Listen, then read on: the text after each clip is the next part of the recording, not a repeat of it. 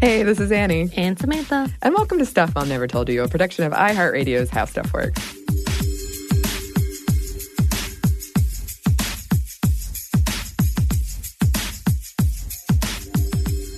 Oh, this is going to make me hungry. Yeah.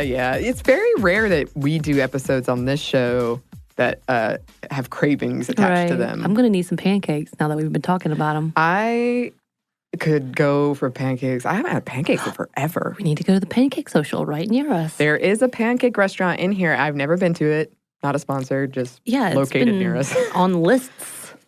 Lists, you say? Well, then we must go.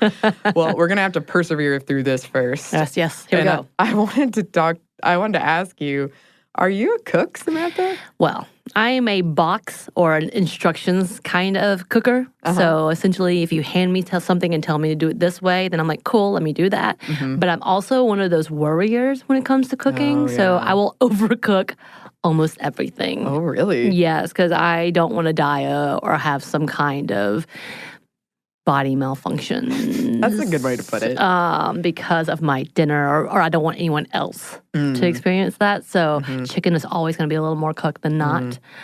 Fish, yeah, probably a little more cooked than not. Now, steak, I'm pretty good with. But if it's like ground beef, ground truck, ground turkey, yeah, I'm going to probably overcook that quite a bit. But I'm going to add a lot of spices to it. Okay. I'm pretty good at when it comes to baking because you have to follow those instructions. There's no real way to navigate away from that without making it a complete disaster. Unless you are trained or have a good sense. A good sense. But even with baking, you have to have a certain amount of liquid to go with the, all of the dry, or you're going to have something really bad. If you have expired things, which I figured out, like baking powder or baking soda, any of that, it messes up things as well. So that I've kind of figured out. But I'm also one of those that, I did it, and then I try again, and I screw it up somehow.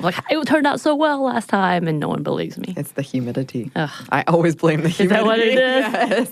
Yes. I love cooking.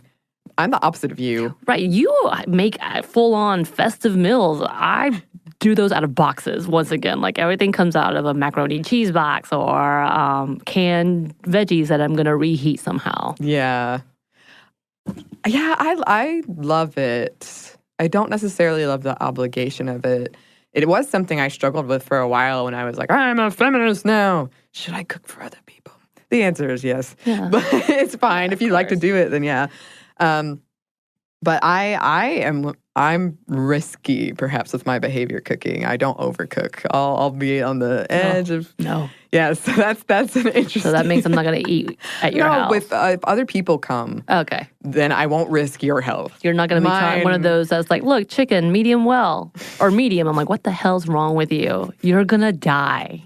I won't impose my behavior upon you or any of my uncooked food. But my first experience, and maybe this is why I like boxed things, is from my Easy Bake Oven. All you do is add water, and then you stick it into the light bulb.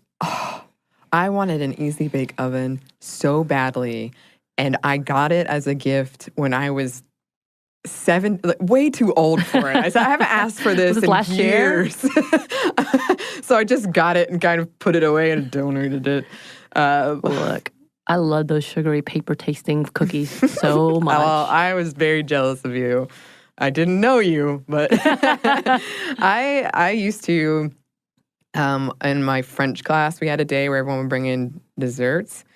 And at the time, I wasn't that into cooking. And I would bring in a Duncan Hines brownie box mix every year. And people loved it. And they would always ask me the recipe. And I would act all coy. Oh, it's secret recipe. As far as I know, no one ever figured it out. Oh, you're a commercial. Well, that's what they do in commercials. Is it? Yeah, it's a family recipe, and then you took a look around, and it's like a box of something, yeah. People were they wanted it so badly. I even had one of my schoolmates' mom ask me for it. Well, a little of this, a little of that. But we're not talking about Duncan Hines today, who is a real person. We're talking about some famous female faces on food products. Which is one big famous box product. What? Betty Crocker. She has all those box products. Yes, exactly. Betty Crocker, Aunt Jemima, and Mrs. Butterworth, briefly. And since this is a time of a lot of cooking for many of us, we thought it would be timely, maybe. Yeah. Yeah. I will be bringing some kind of dessert to my Friends Christmas thing for their meal. Friends Christmas. Yes, Feastmas. Oh, I like That's that. what they named it because we also do like little, whatever, white elephant thing. Oh, sure, Dirty sure. Santa. Mm-hmm. Dirty Santa. Isn't that what it's I called? think that might be a different thing. Maybe not. No. I think this. Someone's going to tell me something else. Don't send me anything. Don't send me pictures. Don't send any Dirty Santa pictures, please.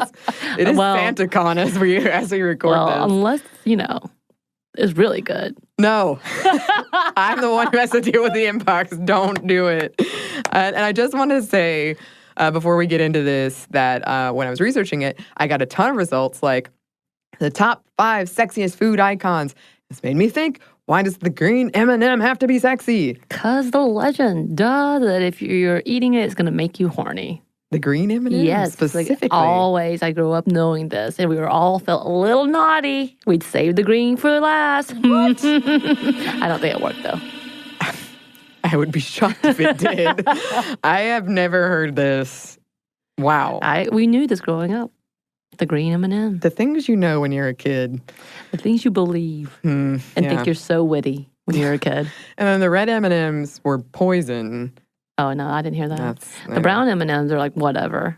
Yeah. But I liked the blue ones. Oh, of course. Mm-hmm. I actually really like the yellow ones. This is a real journalistic deep dive we're going in. Keep going now. Okay, so let's talk about Betty Crocker. Let's. There's a fascinating history here. Until she was dethroned by Flo of the insurance. What insurance is that? Progressive. Progressive has like 10 representatives, and one of them is that, and yeah.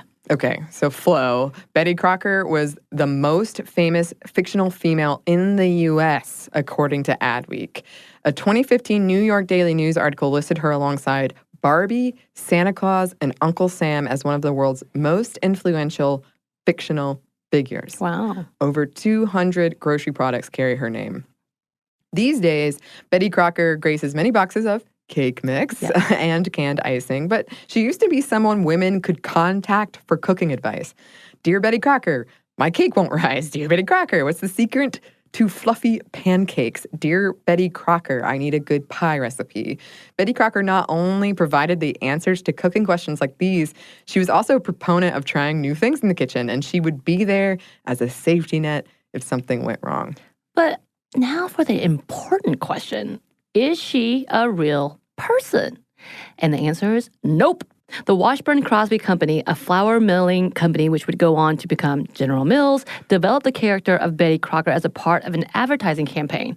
So Washburn Crosby got started in 1880, entered the international milling competition with their new flour, and they won the gold medal.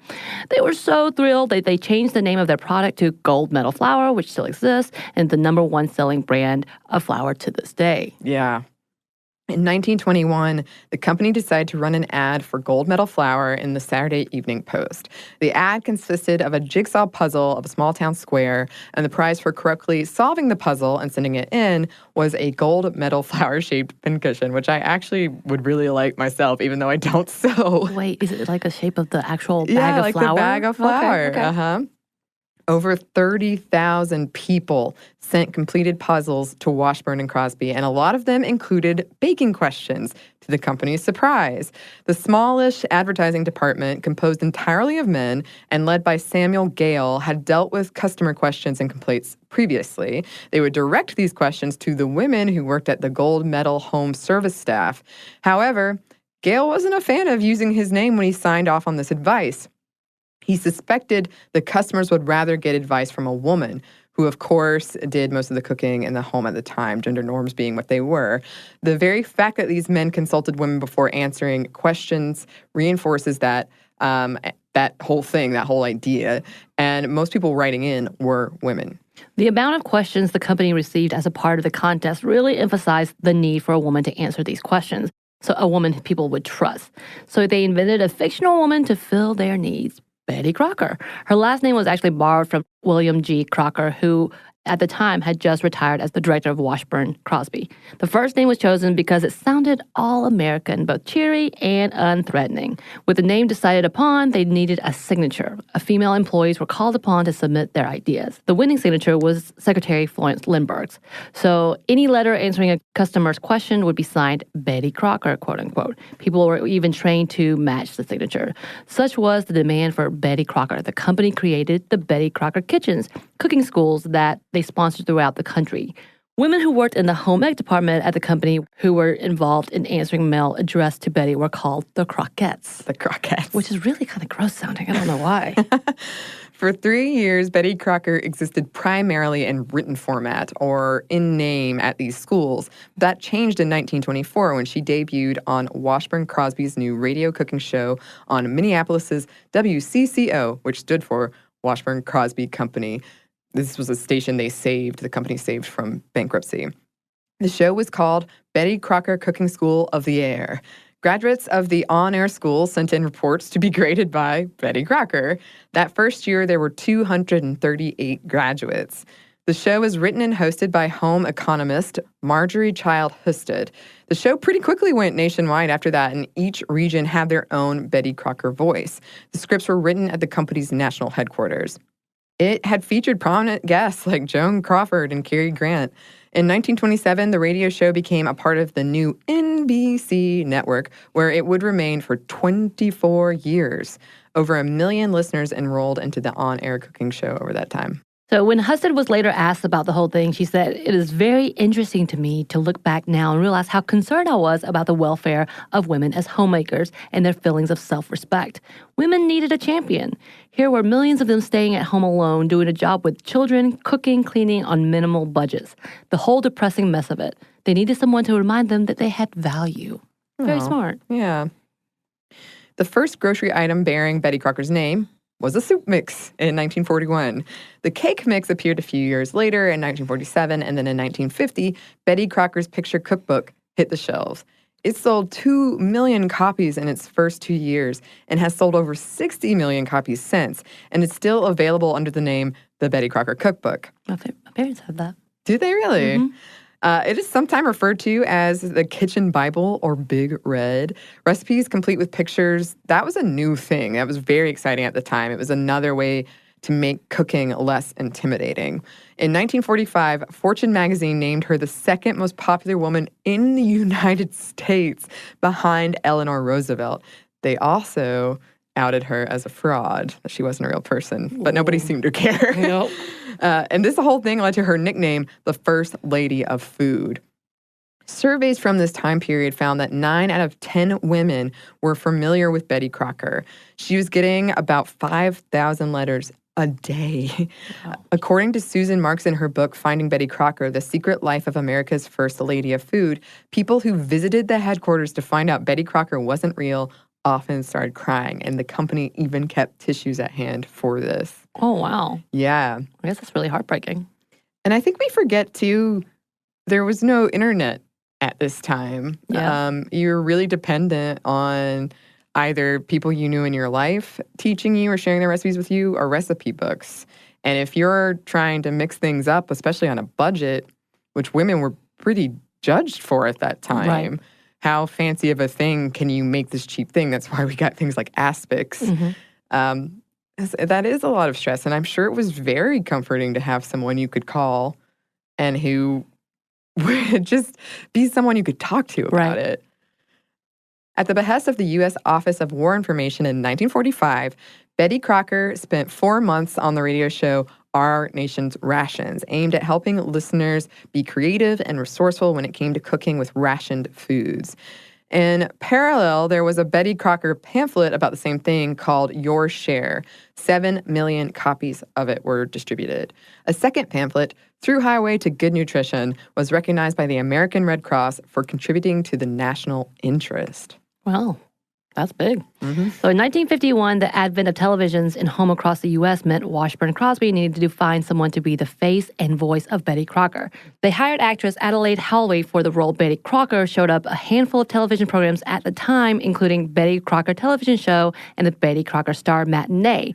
There were illustrations previously. The first official portrait, completed in 1936, was a composite of the faces of the women who worked in Washburn Crosby's home service department by Nasa McVey. It didn't change for 2 decades. The image has since been updated 7 times to reflect current taste. In 1965, she was depicted as sort of a Jackie Kennedy-esque, but in general, she stayed pretty much the same.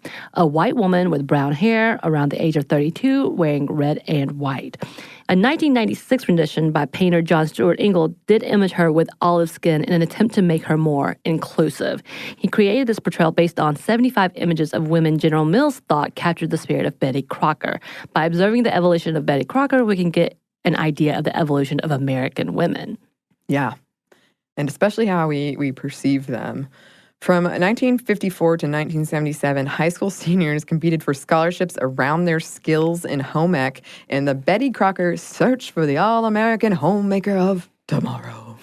The Betty Crocker monthly recipe magazine debuted in 1972 called Sphere, the Betty Crocker magazine. I found an excellent archive of all of them. Wow. And people are still into this magazine. Yeah. They remember this recipe that's so good, and they try to find it on the archive. In the comment section, you can see people helping each other out. Oh, I bet just researching the levels of ingredients and recipes, Yeah. I wonder how that has changed over time. Yes. Challenge. Fascinating stuff. Let's do this. Oh, don't tempt me. The magazine opened with this quote: "As women, we're lucky to be alive right now. Amid the universal tumult, it's more than ever a woman's world with 20th century reality, located somewhere between the swooning vapors of Victorian forebears and the militant fervor of women's lib."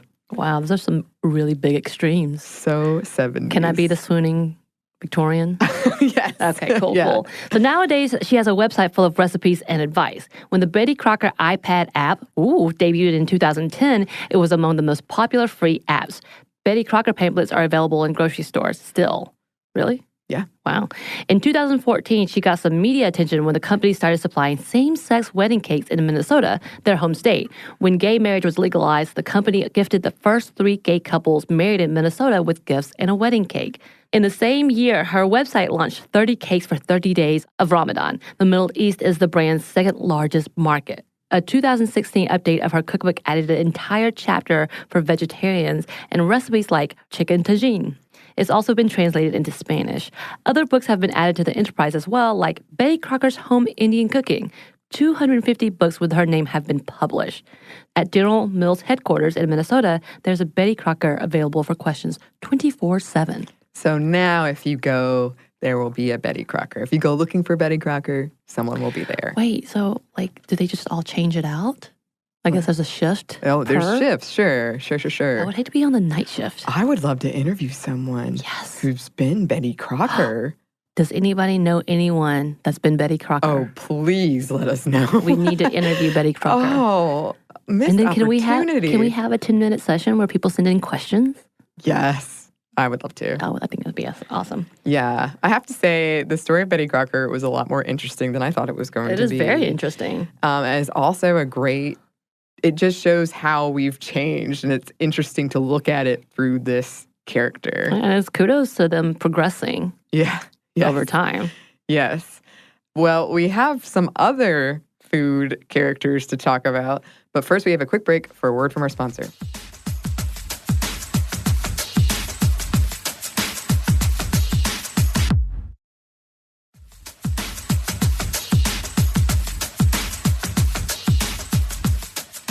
And we're back. Thank you, sponsor.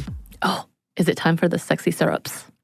Apparently, Samantha doesn't agree with my characterization of syrups, but I find most commercials depict them as sexy. See, all I think is sticky, and I don't like it. Well, not to get too into sex in this episode, but isn't that a thing? People put like honey or syrup on people's bodies don't and do they that. lick it off? Ew. All right. All I can think of is Well, we agree to disagree. Sexy syrup time. I'm not saying they are sexy. I'm just saying they're depicted as sexy. Fair. Yes. And so we're talking about Aunt Jemima. This discussion around sexy syrup goes back to my question of why every character we're talking about is somehow related to pancakes and syrup. Didn't find the answer to that. But we're going to talk about, yes, Aunt Jemima. She is the face of a line of pancake mixes and syrups. To get to the bottom of Aunt Jemima's history, we have to go back to 1890 and a former slave by the name of Nancy Green, then living in Chicago after being born into slavery in 1834 in Kentucky. The original creators of the mascot, Charles Rutt and Charles Underwood, came up with her look of an apron and bandana in 1889. They had just purchased Pearl Milling Company, and they were looking for someone to represent their new idea of a self-rising pancake flour that only required water. And this is one of the first mixes available in the U.S. They drew inspiration for this character from a minstrel show that was popular at the time. And just a refresher, minstrel shows were a popular 19th century and later form of American entertainment in which white actors in blackface portrayed black people as lazy, stupid, easily frightened, and highly superstitious.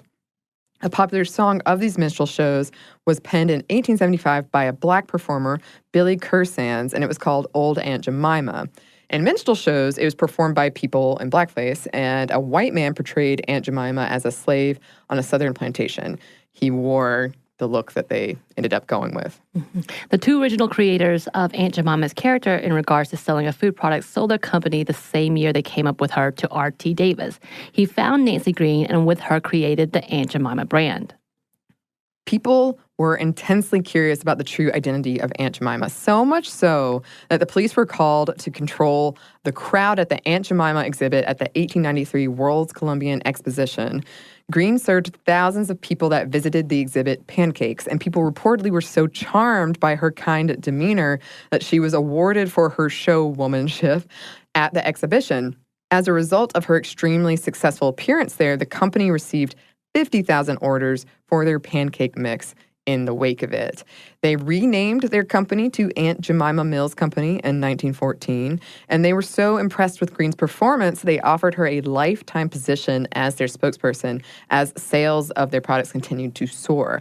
However, that came to an abrupt end in 1923 when she lost her life in a car crash. The owner, R.T. Davis, was forced to sell the company to Quaker Oats due to financial issues soon after.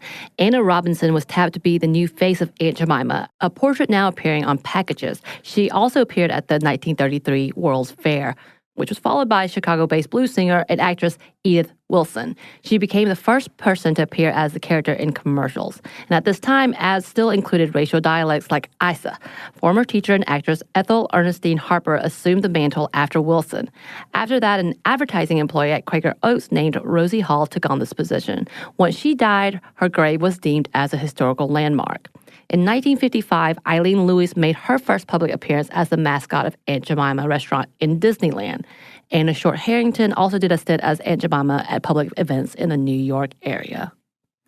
The Aunt Jemima radio show ran from 1930 to 1942. Jemima was played by a white blackface actress who portrayed Aunt Jemima in other formats. It was essentially a minstrel show for radio. As early as the 1950s, people were questioning the racist undertones of Aunt Jemima. The NAACP started strongly recommending that schools not invite Aunt Jemima to speak at them. Increased public scrutiny led Quaker Oats to cancel a television campaign in 1967, around the time we got the Civil Rights Act, and ditch her name from their Disneyland restaurant. The brand updated Aunt Jemima's image in 1989 in an effort to avoid criticisms of a mammy stereotype. Gone was the headscarf, traded out instead for a lace collar and pearl earrings, and her skin was lightened. She also gradually got thinner. Many historians argue that the mammy stereotype is the stereotype of something that never existed. Instead, it was a fiction cooked up by white Southerners to placate themselves around relationships between white men and enslaved black women. The mammy was sexually undesirable, not a threat to white women or social norms, happy to serve the white man, and played into the narrative that black women were happy to be enslaved.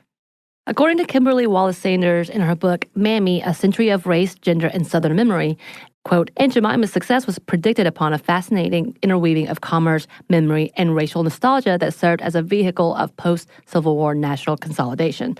An African-American woman pretending to be a slave was pivotal to be the trademark's commercial achievement in 1893. Its success revolved around the fantasy of returning a black woman to a sanitized version of slavery. The Aunt Jemima character involved a regression of race relations, and her character helped usher in a prominent resurgence of the happy slave mythology of the antebellum South. This popular recreation of an African-American woman's life stood in direct opposition to the efforts of real African-American women struggling to publicly assert their citizenship. As a symbol of racial harmony, Aunt Jemima proved to be a preferred version of African-American womanhood, an exaltation of slaveocracy nostalgia. Beginning in 1993, Gladys Knight appeared in ads for spokespersons for Quaker Oats, very briefly presented her as Aunt Jemima herself. As of 2014, 2 of Harrington's great-grandsons were suing Aunt Jemima's parent company, Quaker Oats, for $2 billion for unpaid royalties and damages. Harrington played Aunt Jemima previously. According to them, their mother and Nancy Green, were instrumental in developing the self-rising pancake mix. Even before she was Aunt Jemima, Harrington had a reputation for her delicious pancakes. One of Harrington's great-grandsons wrote in the suit, Aunt Jemima has become known as one of the most exploited and abused women in American history. Yeah, it's really kind of gross. I was wondering how much they paid these women. Yeah, I'm sure it was not at all reasonable. Yeah. So that's a bit of that's a pretty dark history for that. We do have a little bit more for you, but first we have one more quick break for a word from our sponsor.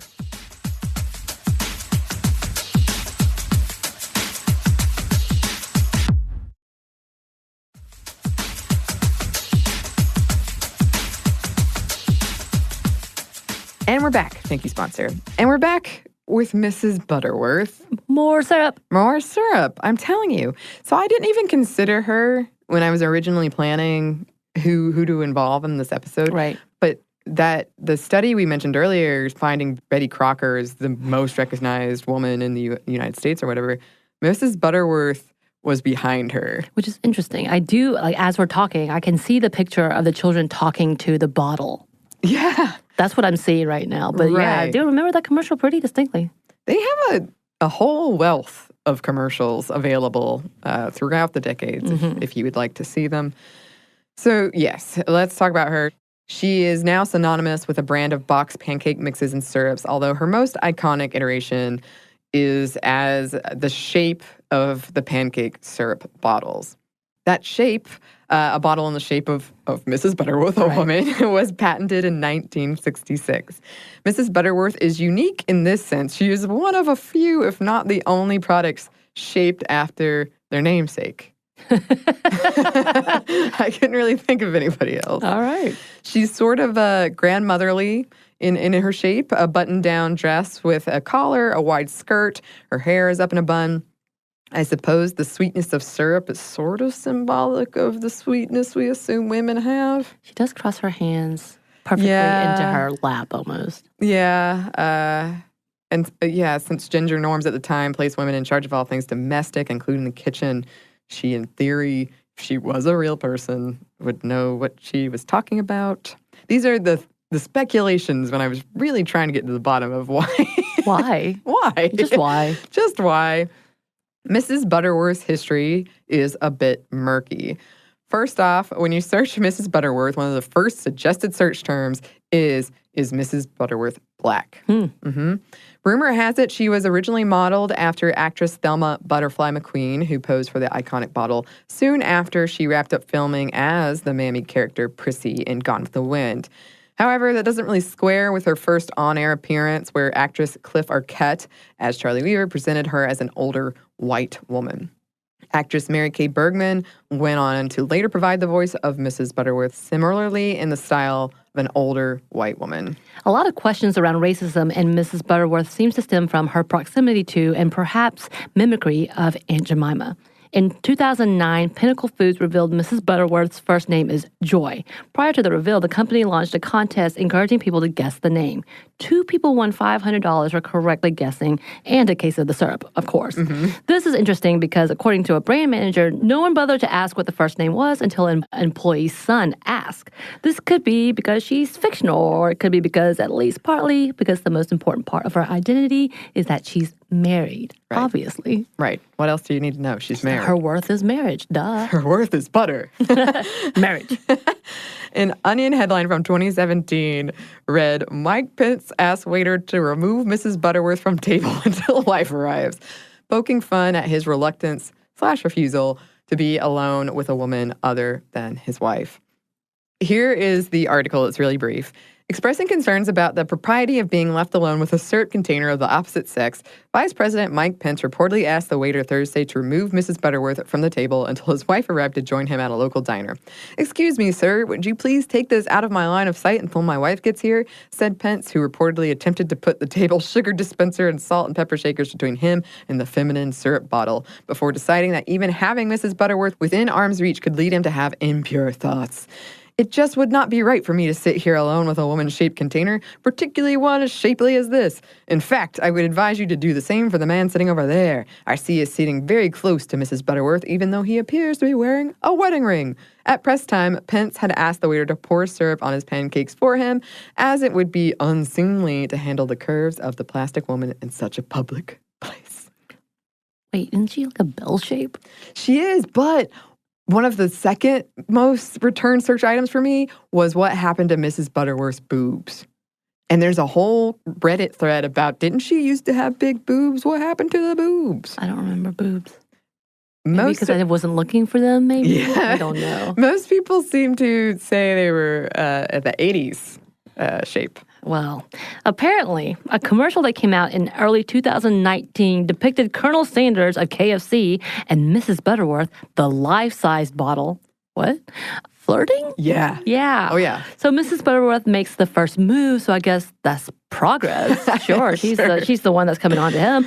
And they go in for a kiss, and the commercial ends. A cliffhanger none of us ever expected to have to contemplate. Ever. No. It cuts instead to a syrup-covered waffles, an ad for their fried chicken and waffles, and another example of the sexualization of food. Maybe? See? Yeah, no. This was a sequel to the previous ad for the same product that depicted the 2 mascots recreating the scene from the end of Dirty Dancing. Yes. And I happened to see that I wasn't looking for this ad. It happened to come up for me when I was watching a YouTube video today. And it's Ghost. It's the scene from Ghost. Oh, where they're doing the clay thing.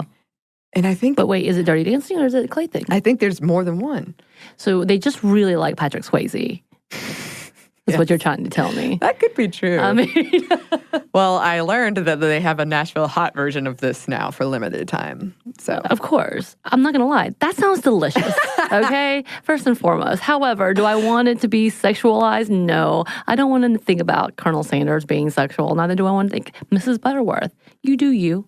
I want to be Are you telling Mrs. Butterworth I'm telling her to do her thing. Her best life. Do your thing. I'm just going to eat the chicken with some syrup. Oh my gosh. It is really creepy. It reminds me of the Burger King mascot. Because it's the life-size bottle. That's not okay. It's you already know how I feel about life-size things coming to life. Mm-hmm. Inanimate objects coming to life. So this is not cool. Mrs. Butterworth coming after you. Also, I can't even say the word syrup. Right, syrup. So this is a nightmare in itself. There's a lot of layers of terror happening. Well, it was a successful ad, I would say, because we're talking about it, we remember it, but also, I believe... I'm trying to forget it. You'll never forget it. Son of a... You'll never forget it. There actually wasn't that much out there on Mrs. Butterworth. So if any listeners happen to have the lowdown on any of the Again, people, don't send me pictures. Don't send me pictures of whatever you said earlier. I'll take pictures of Mrs. Butterworth. Neither. Okay. You don't want Dirty Santa? I don't want anything about Dirty Santa. Everything else is open. I will take it. We do have a pretty strong spam filter. So. And obviously there are a lot of other things we could have talked about. when it comes to food mascots, female food mascots, like the Land O'Lakes, Wendy, Little Debbie, Morton's Salt Girl, Chiquita Banana, Sun Maiden from the Raisins, the green M&M, and now the brown M&M. Yeah. Well, did I ever tell you the story, side note, about the dude that I went on a couple of dates with talking about knowing Little Debbie, the woman? Oh, really? Yeah, and how awful she was. So she's real. She's apparently real. Okay. Yeah. He could have lied, but I'm just saying. He told me the story. I was like, cool. If it's a listener of ours, I actually have no idea how old Little Debbie is. I don't either. Well, if anybody has information on that, we welcome that as well. And if food things are of interest of you, as always, you can hear more of me nerding out about food over on the Savor Podcast. But if you would like to contact this podcast... What? Yes, you can. You can email us at stuffmediamomstuff@iheartmedia.com. You can find us on Twitter at momstuffpodcast or on Instagram at stuffmomnevertoldyou. Thanks as always to our super producer, Andrew Howard. Have a silky day. And thanks to you for listening. Stuff Mom Never Told You is a production of iHeartRadio's How Stuff Works. For more podcasts from iHeartRadio, visit the iHeartRadio app, Apple Podcasts, or wherever you listen to your favorite shows.